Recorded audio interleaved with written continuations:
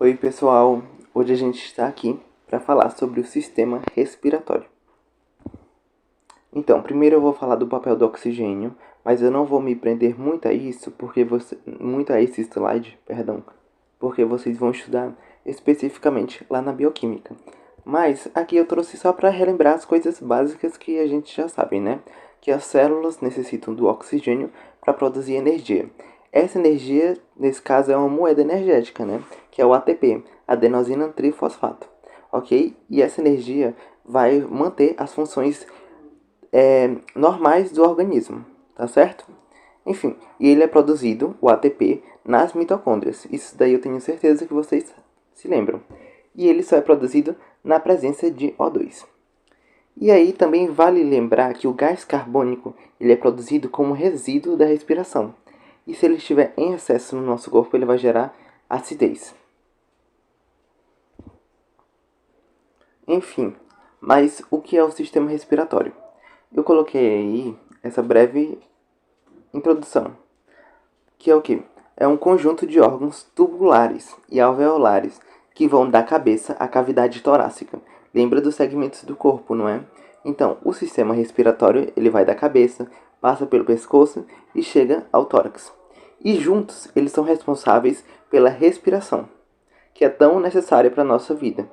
E a respiração diz respeito às trocas, olha esse nome, trocas gasosas, que ocorrem entre o organismo e o meio ambiente. Então, agora falando especificamente da respiração, muitas pessoas se confundem ventilação com respiração. Ventilação pulmonar é o processo mecânico que vai leva o ar para o interior, que é a inspiração. Leva o ar para o interior, inspiração.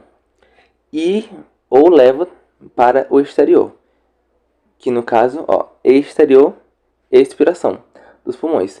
Então, o processo que leva o ar para dentro e para fora dos pulmões, inspiração e expiração, é a ventilação pulmonar. Agora, a respiração pulmonar, no caso da externa, ela é a troca de gases entre o pulmão e o sangue. Então, a respiração pulmonar externa é a troca de gases. De quê? Do coração, perdão, é a troca de gases entre o pulmão e o sangue. E a respiração tecidual, que é o que mais se fala, ela é aquilo que a gente já sabe. Consiste na troca de gases entre as células do corpo. Assim, o sangue leva o O2 e recebe o CO2. Tá bom? Então, não vamos mais nos confundir. Ventilação é uma coisa, respiração é outra e respiração pulmonar é outra coisa e respiração tecidual é outra, tá certo?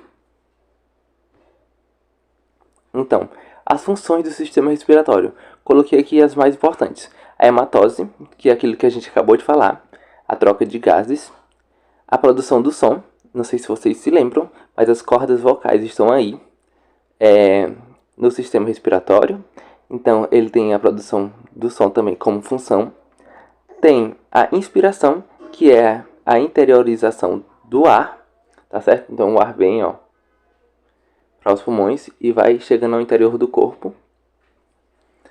Também tem transporte de ar, não é?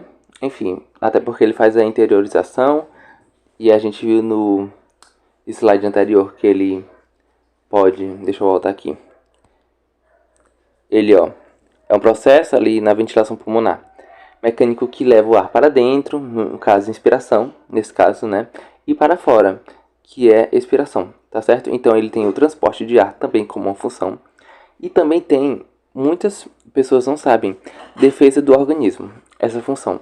Por quê? Porque ele tem células especializadas e muco que vão impedir a entrada de patógenos no nosso corpo. E a última função que eu destaquei para vocês é umidade e aquecimento do ar. É importante que o ar seja úmido e aquecido. E é isso que a gente vê na anatomia da primeira parte ali do sistema respiratório, que é a cavidade nasal. Então, a anatomia do sistema respiratório ela é composta por duas partes, a porção condutora e a porção respiratória. A porção respiratória é mais fácil até porque só é uma, que são os pulmões. E a condutora, ela se torna fácil porque o nome também já está dando a resposta. É tudo que vai conduzir até os pulmões. Então, tem o nariz externo, tem a cavidade nasal, a faringe, a laringe, a traqueia e brônquios. Tá certo? Lembrando que os brônquios, eles já estão dentro do pulmão, dos pulmões. Então, coloquei essa foto desse monitor lindo de vocês para explicar o nariz externo. A gente viu cada uma das partes aqui, da porção condutora, viu a porção respiratória e agora a gente vai estudar a anatomia de cada uma, começando pelo nariz externo. Então, o esqueleto do nariz. Quando perguntarem para vocês qual é o esqueleto do nariz, vocês vão falar que ele é formado de osso e cartilagem. Não é mentira que até bem aqui mais ou menos é osso. Que osso? Osso nasal. E daqui, da linha que eu fiz para baixo, é cartilagem. Por isso que a pontinha do nariz ela é mais mole e a gente consegue colocar para um lado e para o outro. Eu tô aqui, mesmo enquanto eu falo, eu tô colocando ela para um lado e para o outro. E com certeza vocês já estão fazendo isso também. E a gente consegue fazer isso justamente porque é de cartilagem. E também eu coloquei uma observaçãozinha aí, que é o que? O osso frontal, ele, junto com as maxilas, também auxiliam ali no esqueleto do nariz, ok? Lembrando que as maxilas é um par de ossos. O pessoal pensa que é a maxila. Não, não é só uma, são duas. E também tem a abertura, que é muito fácil, é por onde o ar entra, por isso a abertura. Tem as laterais, que são as asas, e ele é recoberto por pele, tá bom? E tem esse nome aí estranho que vocês vão aprender agora, vibriças. O que são as vibriças? Vibriças são aqueles pelinhos que a gente tem dentro do nariz que faz a filtração do ar. A gente vai ver que o ar ele é filtrado, aquecido e umedecido, ok? E aí as pessoas têm a mania de querer raspar e raspando, claro que se tiver em excesso pode raspar um pouquinho ali, mas raspar tudo vai fazer muito mal. Nariz externo. Então, o nome, cada partezinha do nariz tem um nome. Aqui é a raiz do nariz, o dorso e o ápice. A gente viu lá na anatomia cardíaca que o coração ele é formado por uma base e por um ápice. Esse ápice, ele tem um nome por quê de ápice? Eu falei lá pra vocês, vou falar agora também. Com certeza o professor Montevideo já falou. Todo órgão do nosso corpo que tiver uma ponta, o nome dessa ponta a gente vai chamar de ápice. Então, o pulmão tem um ápice, o nariz tem um ápice, o coração tem um ápice, só que a gente precisa falar de onde que é esse ápice. É o ápice do nariz, ápice do coração, ápice do pulmão. Tá certo? Então, aí tem o ápice do nariz, tem as narinas, que eu já falei pra vocês, e as asas do nariz. Cavidade nasal. Então, a cavidade nasal é a segunda parte, logo depois ali da anatomia que a gente falou, né? Depois do nariz externo. Lembra que o nariz externo é essa parte que tá aqui pra fora, e a cavidade nasal é toda essa parte aqui interna, ok? E aí eu até coloquei aqui, cavidade nasal é toda a cavidade interna do nariz. E aí a gente tem que se lembrar, inclusive essa imagem aqui, falando lá dos cortes anatômicos, ela está no corte sagital, no plano sagital. Então, o septo nasal, ele divide o nariz, a cavidade nasal, ali em lado direito e lado esquerdo. O septo nasal é essa pontinha aqui que fica entre as nossas aberturas do nariz. É como se fosse essa paredezinha que tá aí, tá certo? E as aberturas do nariz. O nariz tem duas aberturas, no caso a cavidade nasal. Uma a gente já viu, que são as narinas, que é a parte anterior, que é externa. E a parte posterior tem a abertura que são as coanas. E as coanas, elas já vão comunicar aí com a faringe. Até coloquei aqui, ó, com a faringe. E a coana é a abertura nasal posterior. Elas são divididas pelo osso vômer, que vocês também devem ter visto com o professor Tapeti. As coanas, elas fazem a comunicação da cavidade nasal com a faringe, como eu já falei, e a região coanal apresenta o orifício faríngeo.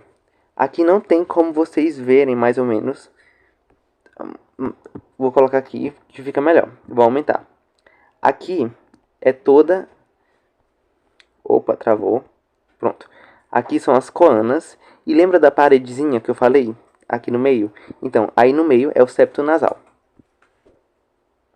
Então, já mostrei o que eu queria e vou voltar lá, porque tenho outras coisas para falar.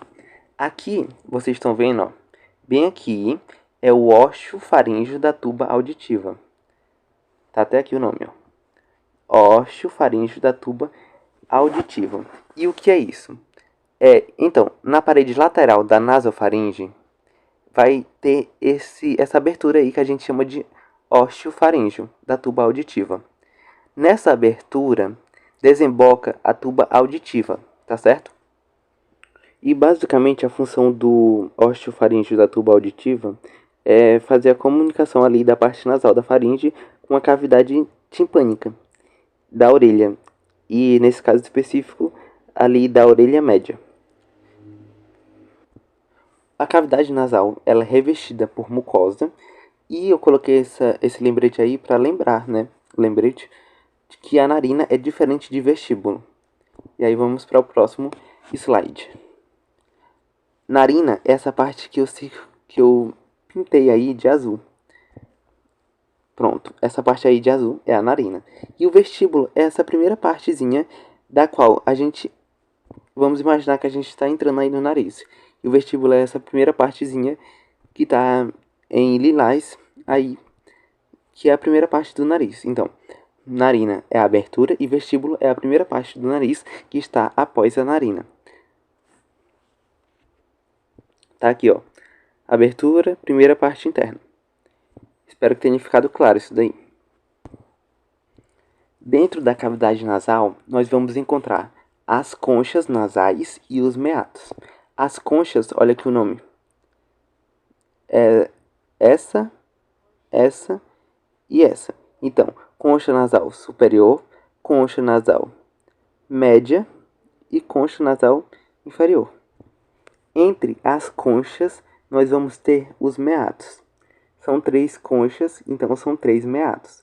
O meato nasal superior, ou aqui, meato superior do nariz, o meato, nasal médio e o meato nasal inferior. E aí, talvez vocês estejam se perguntando, mas qual é o papel das conchas e dos meatos? Lembra que eu falei que as vibríceas, elas fazem a filtração? Os pelinhos? E que a função ali, na verdade, que o ar, para entrar dentro do corpo, ele tem que ser filtrado, umedecido e aquecido? Então, já foi filtrado e agora vai ser aquecido e umedecido. Então, basicamente, a função das conchas e dos meatos nasais é umedecer, aquecer e rotacionar o ar respirado. E aí, isso vai fazer com que, na verdade, esse auxílio vai favorecer o processo de filtragem que as vibríceas começaram. Tenho certeza também que vocês já ouviram falar nos seios. E aqui tem o seio frontal, do osso frontal. E aqui tem o seio, ó, essa aberturazinha aqui. O seio esfenoidal, do osso esfenoide. Vale lembrar que esses seios aí, ainda tem outro, né? Tá faltando um. Mas enfim, esses seios aí, eles produzem muco que reveste e lubrifica ali as passagens nasais e os próprios seios da face. Então, acho que era tudo de mais importante que eu tinha para falar sobre a cavidade nasal. Então, agora a gente está vendo essa imagem posterior da cavidade nasal. A gente pegou e abriu ali, vocês podem ver, ó, tem um corte aqui. E aí abriu-se e a gente já consegue, pelas palavras que estão aqui, entender que a faringe, que a gente vai já estudar, ela é subdividida em duas partes. A nasofaringe, nariz, o nome já está falando. A orofaringe, oro vem de boca, não é? E a laringofaringe, que é a parte da faringe que se comunica com a laringe. E a gente também consegue ver ali as coanas, que eu já mostrei para vocês. O septo nasal, a epiglote, que a gente sempre escuta muito falar sobre engasgo e sempre, quando fala de engasgo, fala da epiglote. Ali o adisto da laringe e a traqueia aqui embaixo. Então vamos prosseguir. Nós acabamos de ver que a faringe ela se subdivide em três partes. Três. Mas eu destaquei aqui a laringofaringe porque eu acho a mais incomum e um tanto legal. Por quê? Porque ela é ali a comunicação entre laringe e faringe, o nome já está falando. E aí, como eu já falei, né, é a região inferior que se comunica tanto com a abertura do esôfago, ou seja, com o sistema digestório, quanto com a laringe, ou seja, com o sistema respiratório. É aquela parte ali que quem é a mestra é a cartilagem epiglote, porque aí a gente vai decidir, é do sistema digestório ou do sistema respiratório. E a gente vai já estudar mais pra frente, cada uma das partes da faringe. Mas eu só quis destacar de já porque eu acho ela bastante interessante, essa parte. Limites da cavidade. Então, agora nós vamos falar dos limites da cavidade nasal. Vamos associar, fazer uma analogia como se fosse um quarto. Um quarto tem um teto fechado, né? Tem um teto, tem o chão, tem as paredes. E aí, isso é a cavidade nasal. Só que para ficar mais parecido, a gente vai imaginar que do nada surgiu ali uma parede do meio. Essa parede do meio é justamente essa parede medial, aqui do que está escrito aqui, ó. Tá bom? Então pensa no quarto, assim, e pensa nessa parede que dividiu o quarto em duas partes. Então, nesse quarto tem um teto. Aqui também tem um teto. Tem um chão, só que na anatomia a gente não chama de chão, a gente chama de assoalho. Tem uma parede medial, que é essa parede que dividiu bem em duas partes, né? E tem a parede lateral, tá bom? Vou fazer aqui um desenho de novo, bem rapidinho, pra gente entender melhor. Ó, aqui, como eu já falei, não é? Tem a parede ali medial, que é o septo nasal, Tem a parede lateral, que são essas duas, que nesse caso aí, a gente tem as proeminências ósseas, que são as conchas nasais, tem o teto da cavidade nasal e o assoalho da cavidade nasal. Como eu já falei, o teto, o assoalho, a parede medial e as laterais. O teto, ele é formado ali pelo osso etmoide, que é esse osso aqui que está apontando, com a parte do osso esfenoide. A parede medial, ela é formada aqui pelo osso nasal, pelo osso vomer, com a cartilagem septal e com o osso etmoide. E ali o assoalho, que a gente falou que é o chão, não é? Ele é formado pela maxila com o osso palatino. Eu tenho certeza que vocês viram que aqui pode receber outro nome, que é o processo palatino da maxila. Então a gente pode falar que o assoalho da cavidade nasal ele é formado pelo processo palatino da maxila e pelo osso palatino. Relembrando aí que essa parte aqui é cartilagem, essa parte aqui é uma parte do osso etmoide e aqui uma parte do osso vomer, que vão formar ali a parede medial. E para terminar, falta a parede lateral. A parede lateral a gente já viu, são as conchas nasais. Tem a superior, a média e a inferior. Aqui tem a imagem da parede lateral do limite da cavidade nasal, que são as conchas, mas a gente já viu. Tá bom? Então não vou precisar revisar de novo com vocês. É só voltar aí. E aqui para falar, revisar sobre as conchas e sobre os meatos. Nada mais daquilo que a gente já falou, não é? Então, conchas nasais são estruturas, protuberâncias ósseas da cavidade interna do nariz, que oferecem superfície para a troca de calor. Lembra que eu falei que aquece, né? Sua principal função, é umedecer, aquecer e rotacionar o ar respirado para a filtragem, que eu também já tinha falado ali para vocês. E os meatos nasais são as passagens da cavidade nasal. Aqui eu coloquei ali as aberturas dos meatos. Por quê? Porque cai na prova, tá bom? E se o papel do monitor não é facilitar a vida do aluno, eu não sei mais qual é o papel do monitor. Então, as aberturas são 3, porque é uma para cada meato. Do meato superior é a abertura do seio etmoidal, Do meato médio, abertura do seio frontal e dos seios maxilares. E do meato inferior, a abertura do ducto lacrimonasal. Então, voltem aí, estudem essa parte. Estudei tudo, né? Mas certeza que vai cair na prova. É isso daqui. Enfim, porque caiu na minha. Faringe. A faringe, ela é um órgão em formato de tubo. A gente pode falar que ela é em formato tubular. Ela fica localizada ali na frente das vértebras, logo à frente das vértebras. E aí, ela também é conhecida, popularmente a gente chama ela de garganta. Ah, tá com a inflamação na garganta, tá com a garganta dolorida, é a faringe. E ela tem a função de passagem do ar e de alimento. A gente também já falou que tem uma parte ali da faringe que é comum ao sistema digestório e ao sistema respiratório. E aí eu coloquei mais ou menos ali onde ela se... Opa, pronto. Onde ela se inicia, deixa eu colocar outra cor, porque também já está de preto. E onde ela ali finaliza, tá bom? Lembrando que a faringe ela é subdividida, como a gente já falou, em 3 partes. A nasofaringe, a orofaringe e a laringofaringe. Bom, a gente já falou ali que ela se subdivide em 3 partes. E agora a gente vai estudar cada uma das partes. Vamos começar pela nasofaringe. A nasofaringe, muito simples, é a parte superior da faringe e que tem as comunicações. 3, né? Com a cavidade nasal, que são as coanas, com a cavidade timpânica, que a gente também já falou.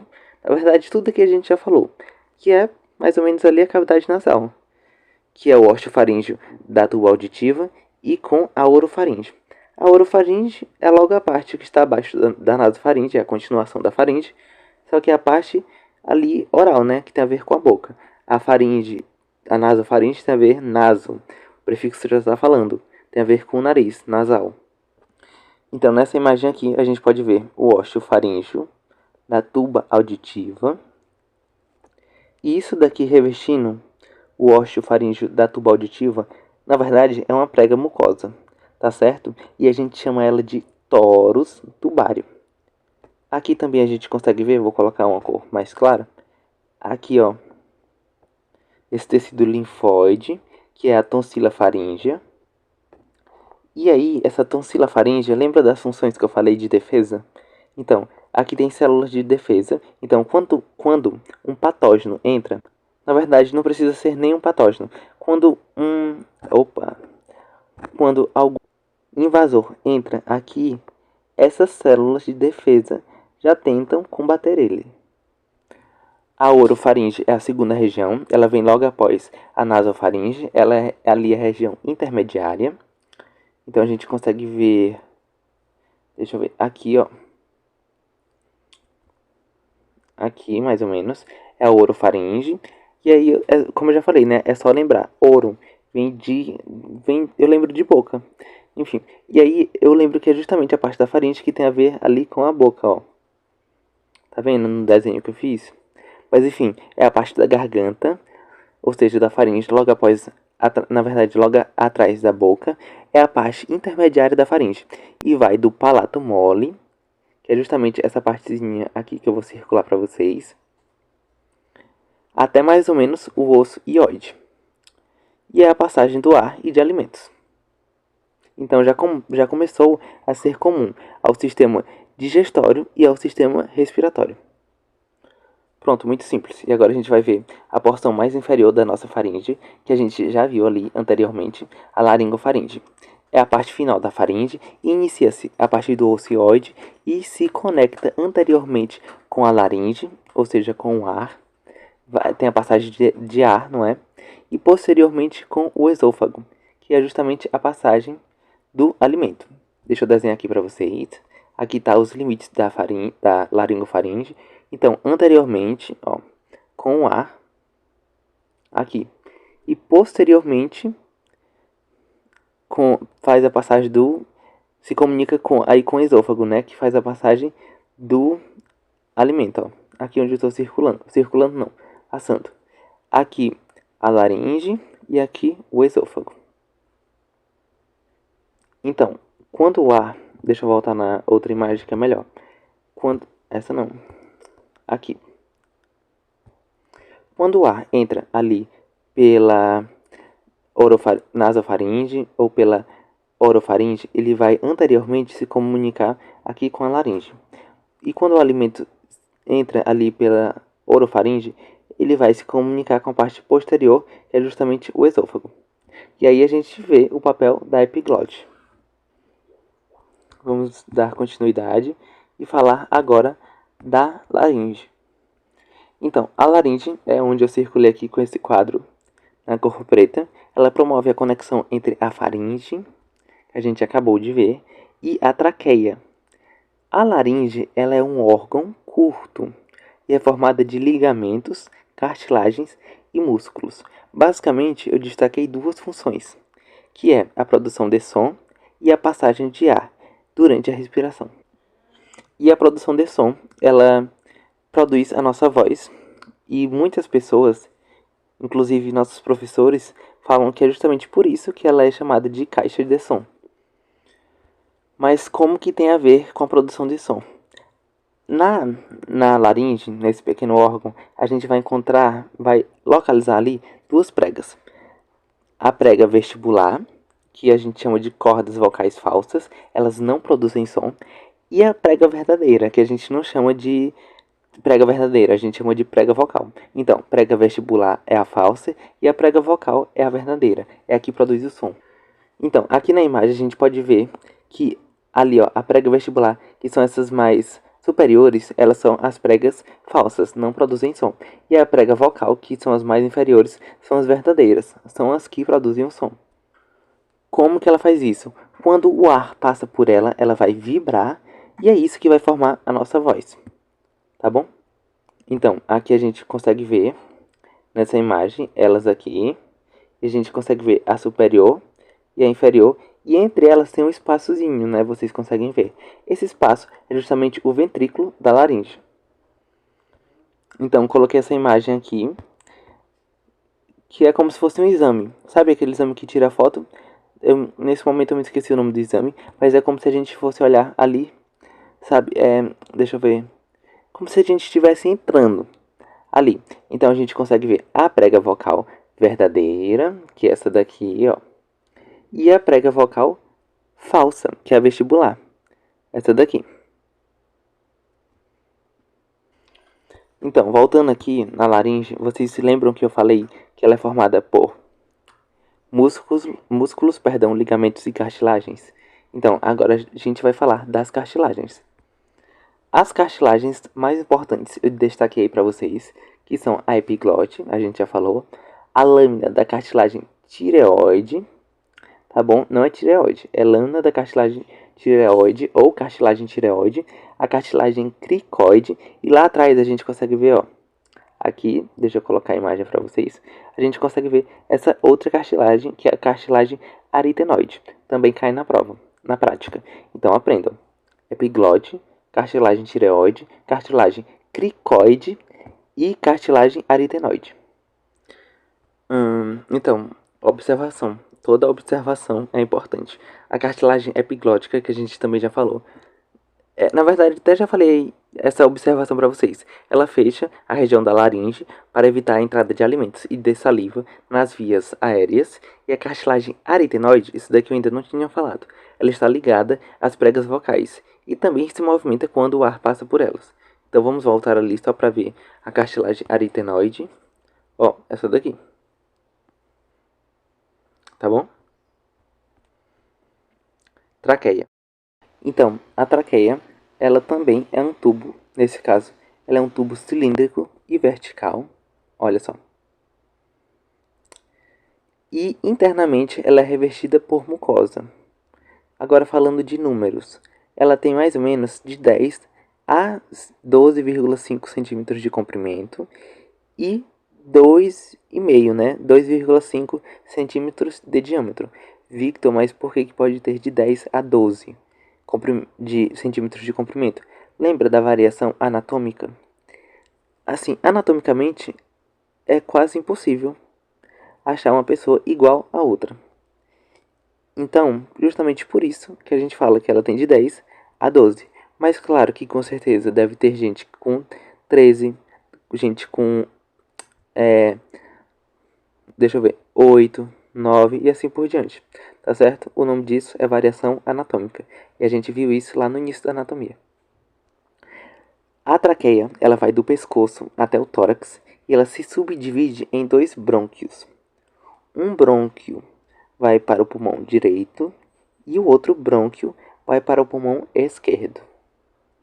Então, lembra, né? O ar entrou ali pela nasofaringe ou pela orofaringe, passou pela laringofaringe, veio pela laringe, passou pela traqueia e vai se subdividir nas outras partes ali que a gente vai já estudar do sistema respiratório, que são os brônquios. Ela se bifurca, é esse o nome que a gente usa. Aonde ela se bifurca, a gente vai chamar de carina. Deixa eu ver se eu coloquei a foto. Pronto, coloquei aqui. Enfim, olha, lá a parte que ela se bifurca, aqui ó, como se fosse uma imagem de cima.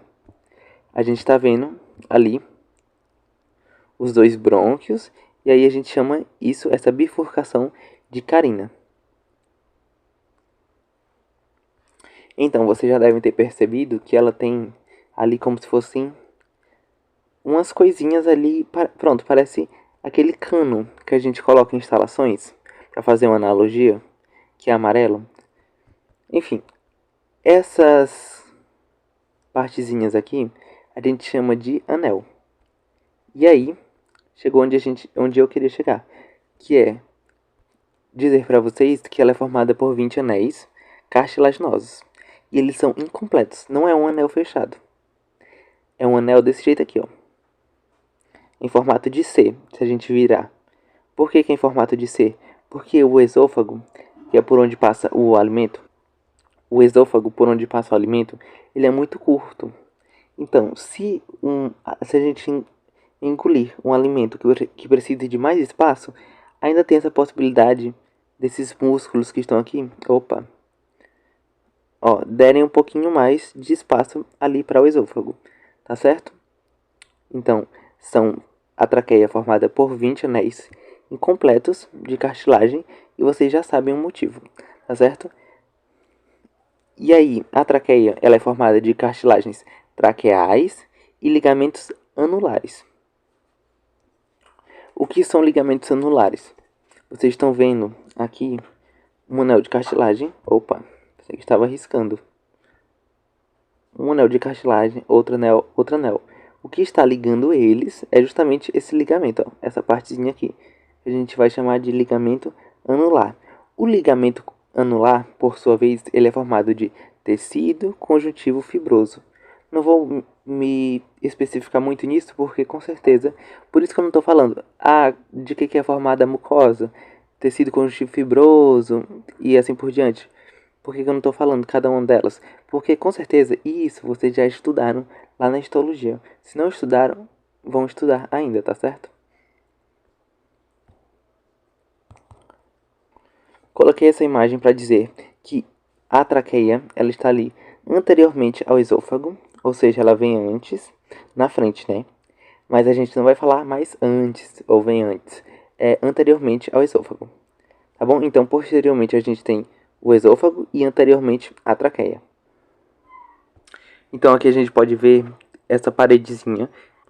Essa parede, como eu já falei, ela é formada por músculos, por músculo, né? Que a gente pode chamar de músculo traqueal ou parede membranácea.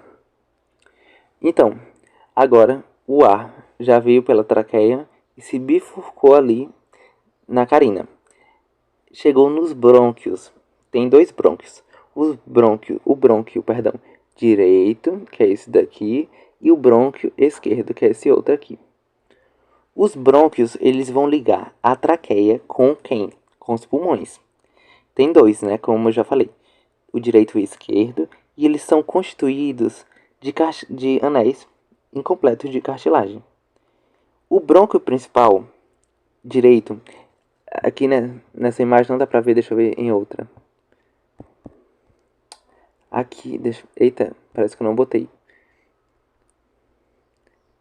Aqui, pronto, essa imagem aqui tá ótima. O brônquio direito, o brônquio principal, vocês podem ver que ele é mais vertical. O outro é mais horizontal. É como se fosse assim, ó. Um é mais assim e o outro é mais assim. Então vocês imaginem, se uma criança engole um objeto estranho, uma peça de um brinquedo, por exemplo, em qual pulmão, em qual brônquio, com mais facilidade vai cair esse objeto? No direito ou no esquerdo? Logicamente no esquerdo, né? O caminho ali é simplesmente reto, vertical. O outro é mais horizontal. Então o objeto, vou colocar de outra cor, cai e com maior probabilidade ele vai ali se dirigir para o brônquio direito. Outro fator que favorece isso é que o brônquio direito, além de ser mais vertical, ele é mais largo e ele também é mais curto do que o esquerdo. E aí pronto, ficou a combinação perfeita. Por isso que a gente fala que crianças têm que ficar longe de objetos pequenos, brincar com brinquedos até ali, de acordo com a faixa etária dela. Depois dos brônquios principais, que são esses primeiros aí, né, esse daqui, direito e esquerdo, e a gente consegue ver como ele é mais vertical o direito. Vem os brônquios secundários, que também são lobares. Então, o caminho é brônquios principais e brônquios lobares, ou secundários. Por que que são lobares? Lembra que os pulmões, eles têm três, a gente já até viu um pouquinho em sistema circulatório. E em sistema cardíaco também, porque a gente vai falar ali da impressão cardíaca, mas enfim. O pulmão direito tem 3 lobos e o pulmão esquerdo tem 2. E aí, os brônquios secundários, eles já vão cada um para cada lobo. Então, a gente fala justamente por isso que eles são brônquios lobares, porque tem um para cada lobo. O direito, como tem 3 lobos, tem o superior, o médio e o inferior. E os brônquios secundários do pulmão esquerdo, como só tem 2 lobos, né? Tem o brônquio secundário, ou brônquio, perdão, lobar superior e o inferior.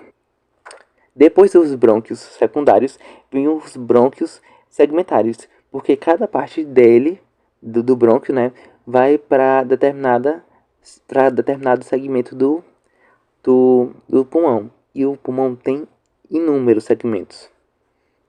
Enfim, e os pulmões, no caso, tem muitos segmentos, a gente não vai falar de um por um aqui, tá bom?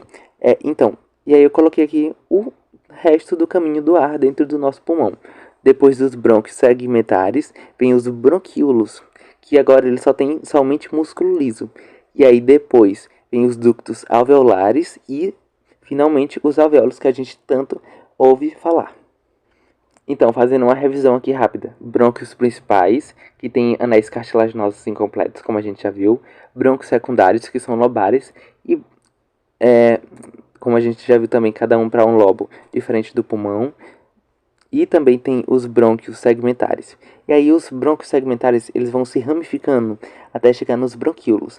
Nos bronquíolos, eu já coloquei até aí, né? Somente músculo liso, não tem mais cartilagem. E aí chega nos ductos alveolares e finalmente nos alvéolos. E o que são os alvéolos? Os alvéolos, eles são sacos ou sáculos, perdão, de ar. E são o final, por isso que eu falei, finalmente, das vias respiratórias, tá bom? E é por meio da membrana capilar alvéolo pulmonar que irão fazer a troca gasosa. Então, aqui nessa imagem a gente consegue ver o músculo liso que eu falei. A gente não consegue ver o ducto alveolar, mas a gente já está vendo os sacos aqui alveolares, tá bom? E ali o alvéolo. Então, um saco alveolar ele é formado por vários alvéolos. E aí, esses alvéolos vão estar conectados a capilares, tá bom? Esses vasos sanguíneos no qual vai ocorrer a troca gasosa. Então, coloquei aqui, ó, nos alvéolos acontece a difusão do oxigênio do ar para o sangue e a difusão do gás carbônico presente no sangue para os alvéolos. E é isso justamente que a gente chama de hematose. Então, aqui o alvéolo, que é o saquinho, e tá vindo aqui, ó,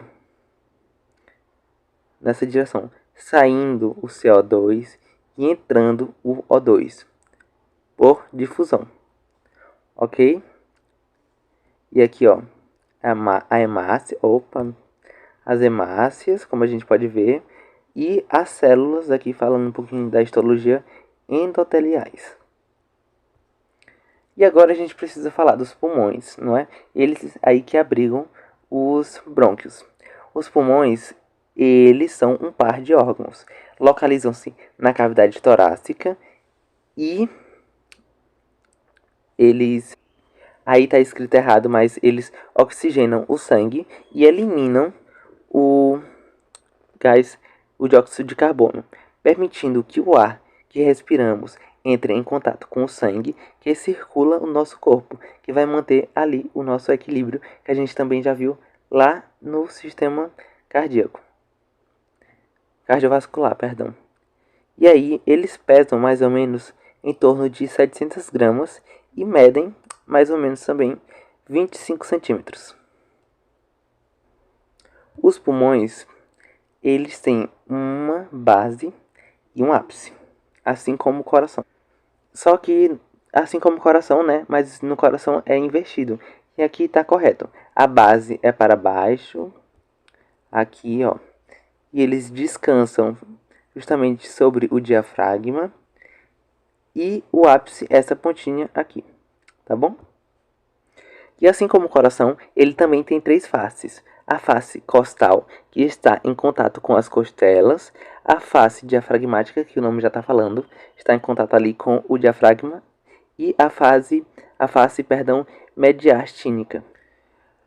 Essa face aí, a mediastínica, é justamente essa lateralzinha aqui, tá bom? Que a gente já fala muito dela, do mediastino, lá na aula de sistema cardiovascular. Então, agora falando especificamente de cada pulmão. Primeiro do pulmão direito. O pulmão direito, ele tem 3 lobos. Cada lobo desse, grosseiramente falando, ele é cortado por uma fissura. E como ele tem 3 lobos, né? Ele é cortado aí, grosseiramente falando, por 2 fissuras, tá bom? Como eu já falei, essa fissura horizontal, ela separa o lobo superior do lobo médio, que é essa daqui, ó.